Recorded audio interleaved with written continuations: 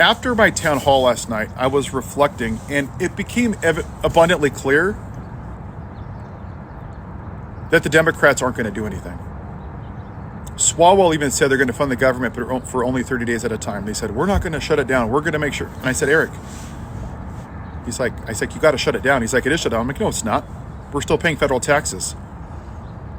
And I told people about France of May of 1968, how 10 million people went on strike and shut the government down. I think he was kind of scared that I said that, which means that it's the right thing to do. The Republicans aren't going to do anything.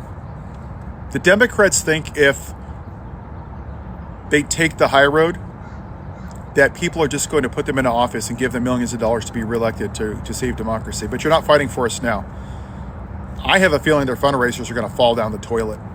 I do. I think you're going to have a really low turnout. They're assuming we're even going to have a democracy, which is very naive. I mean, we're only probably a few weeks away from all of this crumbling.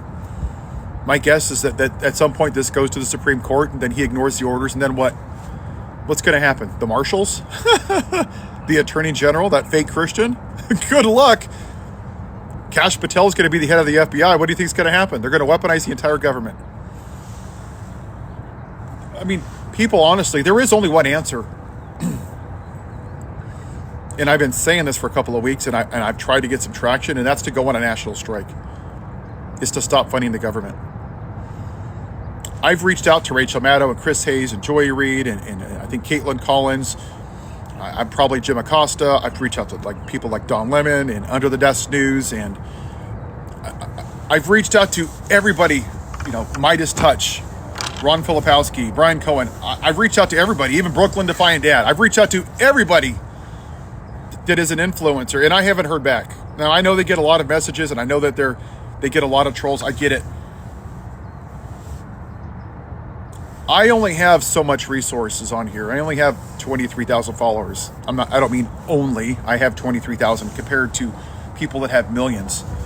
I tried to reach out to Lizzo, Jojo Silva. I've really tried to reach out to people. I've called congressmen. I've called senators. I'm just one guy that cares about this country. I don't want to see innocent people getting hurt.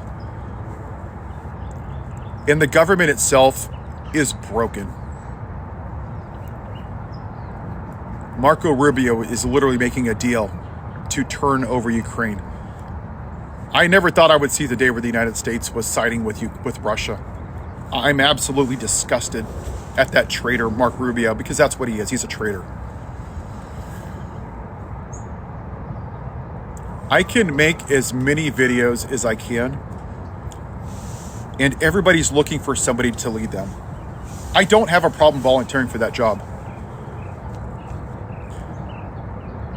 But I cannot do it by myself. This has to be a team effort. In the movie V is for Vendetta, V was telling the guy at the end when he was fighting with the officer, he's like, I'm just an idea. I am hope. Ideas don't die. The people put the masks on and they marched in the square. So although V started the movement, the people were the ones that actually made the change.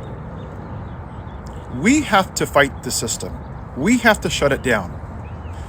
The government has broken their social contract with the American people when they stopped listening to the courts, when they put an unelected official in as a shadow president and has our social security numbers and is soon going to have our IRS documents. And everybody in government is sitting by quietly while they're trying to figure out how to strip away Medicaid and Social Security. Michelle Obama told us that the darkness would come whether you voted for him or not. And now you're finding out, along with everybody else. We did tell you.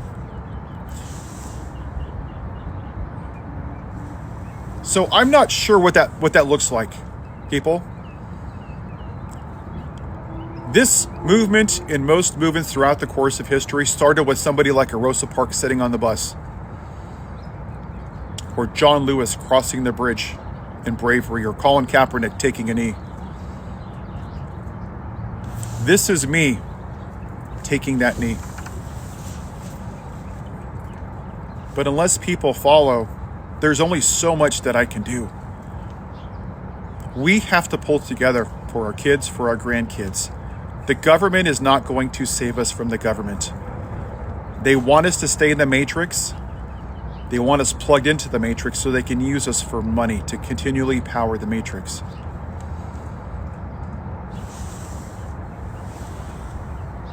But this is going to take a team effort, people.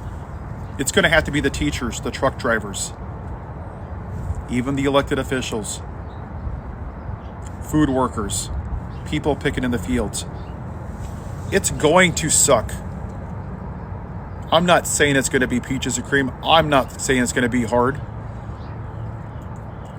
But what has to happen is that we have to depend upon our neighbors to help each other out during that time. It took France about 3 weeks before the government finally gave in. I'm not saying that this is going to fix everything. But what I know is this. When the Titanic saw the iceberg and they didn't change course, nothing happened. What I know is that if we storm the captain's chamber and we try to avoid the iceberg, there's a chance that we can avoid it. I would rather go down swinging than sit on the sidelines while it hits the iceberg, while all of us people are fighting over 5 lifeboats. That's what I'm proposing. I can't do this myself.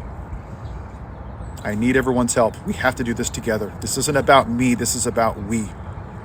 This is about our kids' future, our country. Who's in?